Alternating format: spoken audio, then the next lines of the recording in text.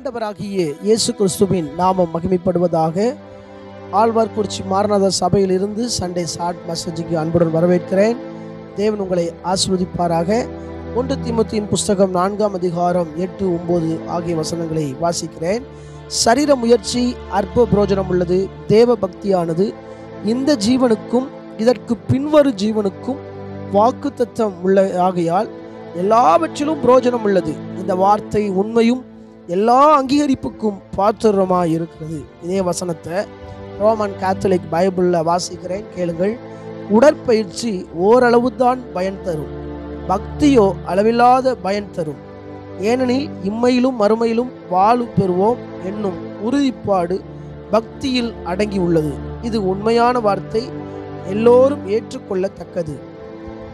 இங்கே பக்தனாகிய அப்போஸ்தலனாகிய பவுல் இளம் ஊழியனாகிய தீமோத்தேயுக்கு அவர் சொல்லும்போது உடற்பயிற்சி ஓரளவு தான் பலன் தரும் என்று சொல்லி, சரீர முயற்சி அற்ப பிரயோஜனம் உள்ளது என்று சொல்லி, அப்படி என்று கேட்டால் நான் எக்ஸசைஸ் பண்ணக்கூடாதா அப்படின்னு கேட்டால் அதெல்லாம் செய்யணும், ஆனால் அதெல்லாம் கொஞ்சம் தான் பிரயோஜனம், அற்ப பிரயோஜனம் தான். ஆனால் எது அதிக பிரயோஜனம், எது உண்மையானது, எது அங்கீகரிப்புக்கு பாத்திரம் அப்படி கேட்டா தேவ பக்தி. அப்ப தேவ பக்தி தான் எல்லா அங்கீகரிப்புக்கும் பாத்திரமா இருக்கிறது. இதில் சொல்லப்பட்டிருக்கிறது, தேவ பக்தி தனி மனிதனுடைய வாழ்க்கையில ஜீவனை உண்டாக்குது.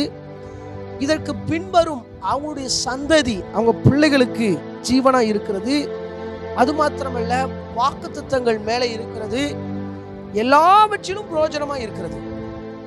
என்றால் இந்த காலகட்டத்தில் ஒவ்வொருவரும் தேவ பக்தி ரொம்ப அவசியம். என்னுடைய செய்தியின் தலைப்பு எல்லைக்குள் தேவ பக்தி. இந்த ஆண்டு கர்த்தர் நம்மோடு பேசினார் வாக்குத்தத்த வசனத்தின் வழியாய், எல்லைகளை விஸ்தாரமாக்குவேன். நம்முடைய எல்லைகள் விஸ்தாரமாக வேண்டும் என்று சொன்னால் நமது எல்லைக்குள் தேவ பக்தி இருக்க வேண்டும். நமது குடும்பம், தொழில், கிராமம், அது மாத்திரமல்ல நம்ம பழகிற இடம், எங்கெல்லாம் செல்றோமோ அதெல்லாம் நமக்கு இல்லை. அப்போ அதிலெல்லாம் தேவ பக்தி இருக்கணும். தேவ பக்தினா இதே போல் ஒயிட் அண்ட் ஒயிட் போட்டுட்டு முடிய ஒட்டா வெட்டிட்டு, அது மாத்திரம் இல்லை பார்வைக்கு அப்படி அல்ல, நம்முடைய தனிப்பட்ட வாழ்க்கை யாரும் பார்க்காத இடங்களிலே ஆண்டவருக்கு பிரியமாக இருக்கணும். ஒரு 3 காரியத்தை எது தேவ பக்தி என்று சொல்லி நாம் பார்க்கலாம். யாக்கோபு எழுதின நிருபம் 1ஆவது அதிகாரம் 26வது வசனத்தை வாசிக்கிறேன். உங்களில் ஒருவன் தன் நாவை அடக்காமல் தன் இருதயத்தை வஞ்சித்து தன்னை தேவ பக்தி உள்ளவன் என்று எண்ணினால் அவனுடைய தேவ பக்தி வீணாயிருக்கும். இங்கே தன் நாவை அடக்குவது ஒரு தேவ பக்தி. நம்முடைய வாழ்க்கையில நாவை அடக்க கற்றுக்கொள்ள வேண்டும். இன்னைக்கு அநேகர் பார்த்தீங்கன்னா வார்த்தையை அடக்க தெரியாம தேவையில்லாத வார்த்தைகளை பேசுறதுனால தான் பல பிரச்சனைகளை சந்திக்கிறாங்க. அப்போ கர்த்தருடைய பிள்ளைங்க நாவை அடக்கி வைத்துக் கொள்ள வேண்டும். எதற்கு பேசணுமோ அதை பேசணும், எதை பேசக்கூடாதோ அதை பேசக்கூடாது. நமக்கு ஒரு தெளிவு வேணும். அது மாத்திரமல்ல, கிரியைகளில் கர்த்தருக்கு பிரியமா இருக்கணும். நம்மிடம் உண்மையான தேவ பக்தி இருக்கும்போது நாம் பிறரை ஞாபகம் தீர்க்க மாட்டோம். சில நேரங்களில் சிலர் இந்த நாவால அவன் சரியில்லை, இவன் சரியில்லை, அது அப்படி இது இப்படி உலக காரியம், அந்த காரியம், இந்த காரியம் பேசுறாங்க பார்த்தீங்களா, இவங்கெல்லாம் சரி இல்லாதவங்க என்று சொல்லலாம். நாவை அடக்க தெரியாதவங்க சொல்லலாம். ஆனால் நாவை அடக்குறாங்க பார்த்தீங்களா, அதுதான் தேவ பக்தியா இருக்கிறது. இந்த சங்கீதம் 34ஆம் அதிகாரம் 12லிருந்து 14 இதே வசன பகுதி 1 பேதுரு 3ஆம் அதிகாரம் 10லிருந்து 11 வசனங்களை வாசிக்கும் போது, நன்மை காண வேண்டும், நீடித்த நாட்களாக ஜீவிக்க வேண்டும் என்றால் இங்க தாவீது தன்னுடைய பிள்ளைகளுக்கு கருத்தாய் போதிக்கிறார். நம்முடைய நாவை பொல்லாப்புக்கு விலக்கி காத்துக்கொள்ள வேண்டும், நம்முடைய உதடுகளை கபட்டு வசனிப்புக்கு விலக்கி காத்துக்கொள்ள வேண்டும், தீமையை விட்டும் தீய கிரிகளை விட்டும் துன்மார்க்கரை விட்டும் விலகி ஜீவிக்க வேண்டும், நன்மை செய்ய வேண்டும், சமாதானத்தை தேடி அதை தொடர வேண்டும் என்று இங்கே சங்கீதக்காரன் தாவீது சொல்கிறார். அப்போ நம்முடைய நாவை நாம் ஆளுகை செய்ய வேண்டும். தாறுமாறாய் பேசக்கூடாது. நம்முடைய பேச்சில் நன்மை இருக்க வேண்டும். இருநாக்கு உள்ளவர்களாக இருக்கக்கூடாது. இருநாக்கு உள்ளவங்க பார்த்தீங்கன்னா நாவை அடக்க தெரியாது. இங்கிட்ட ஒன்று பேசுறது, அங்கே ஒன்று பேசுறது. அப்போ நாக்க அடக்க தெரியணும்.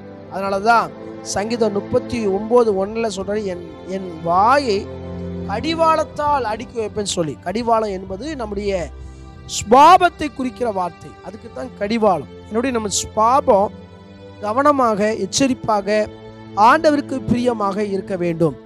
சங்கீதம் 141:3 தாவீது தன்னை பாவத்திலிருந்து விலக்கி காத்துக்கொள்வதற்காக ஆண்டவரிடம் மன்றாடுகிறார். நாவை பற்றி தொடர்ந்து வாசிக்க வேண்டும் என்று சொன்னால் யாக்கோபு 3:2-12 வரை வாசித்தீங்கன்னா அங்கே சொல்லப்பட்டு இருக்கிறது.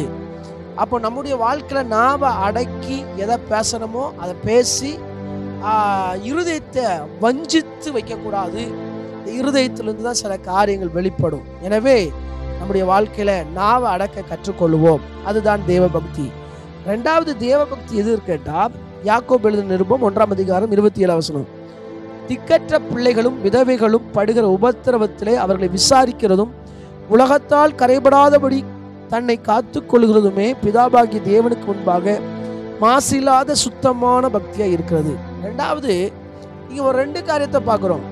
முதலாவது திக்கற்ற பிள்ளைகளும் விதவைகளும் படுகிற உபத்திரவத்துல அவர்களை விசாரிக்கிறது. அப்போ உபத்திரவத்துல விசாரிக்கிறதும் உலகத்தால் கரைபடாதது தான் தேவ பக்தியா இருக்கிறது.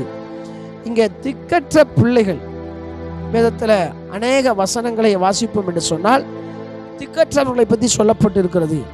ஒரு பெற்றோரை இழந்தவர்கள், சில நேரத்தில் ஒருத்தர் 2 பெற்றோரையும் இழந்திருப்பாங்க, அனாதைகளாக்கப்பட்டிருப்பாங்க. அவங்கெல்லாம் திக்கற்றவங்க. வேதாகம காலகட்டத்திலே அநேகர் இது விதவைகளைப் போல இருந்திருக்கிறார்கள்.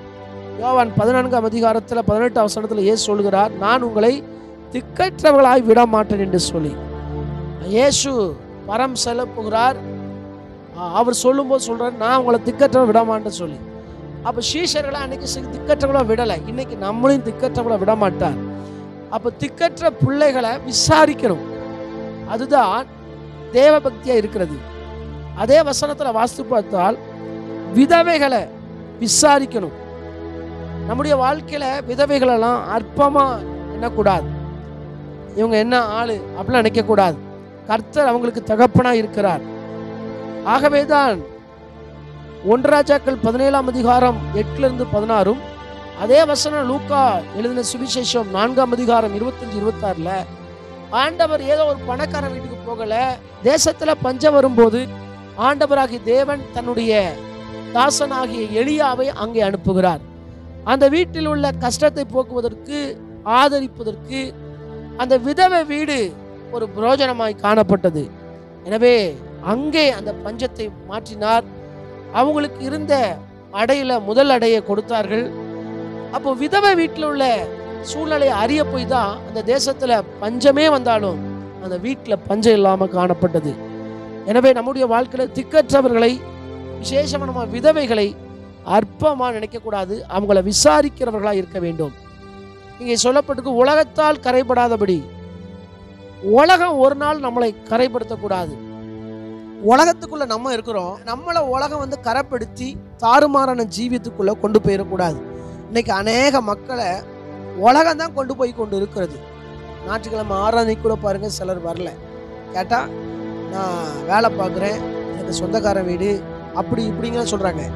உலகம் உள்ள மனிதர்கள் அவங்கள சிறைப்படுத்தி கொண்டு போறாங்க. ஆனா அவங்க பார்வைக்கு அது அவசியம் போல காணப்படுது. ஆனா இது மத்தியில தான் ஆண்டவரை தேடி வரணும். உலகம் நம்மளை கரைப்படுத்தக்கூடாது, பாவம் நம்ம கரைப்படுத்தக்கூடாது, எந்த ஆலோசனை நம்மளை கரைப்படுத்தக்கூடாது. எனவே நம்மை பாதுகாத்துக் கொள்வோம். 3வதாக 1 தீமோத்தேயு 6:6-8 வரை வாசித்தீங்கன்னா, போதும் என்கிற மனதோடு கூடிய தேவ பக்தியே நமக்கு மிகுந்த ஆதாயம். நமக்கு போதும் சொல்ல ஒரு மனசு இருக்கணும்.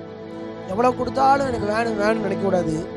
போதும், நமக்கு இப்படிதான் வாழ்க்கை இருக்கா, போதும், இந்த வாழ்க்கை ஆவிக்குரிய வாழ்க்கை இது போதும். அந்த போதுன்ற மனசு இருக்கணும். இன்னைக்கு அநேகருக்கு அந்த மனசே இல்லை. விரல் விட்டு என்ற அளவுக்கு தான் அப்படிப்பட்ட மக்கள் இருக்கிறாங்க. ஆனால் நம்ம வாழ்க்கையில போதும் என்ற மனதோடு கூடிய இருப்போம். இதுதான் தேவ பக்தியை காணப்படுகிறது. கண்களை மூடி ஜெபிப்போம். எங்களை நேசிக்கிற சர்வ வல்லமுள்ள தேவனே, இந்த வேலைக்காக ஜெபிக்கிறேன்.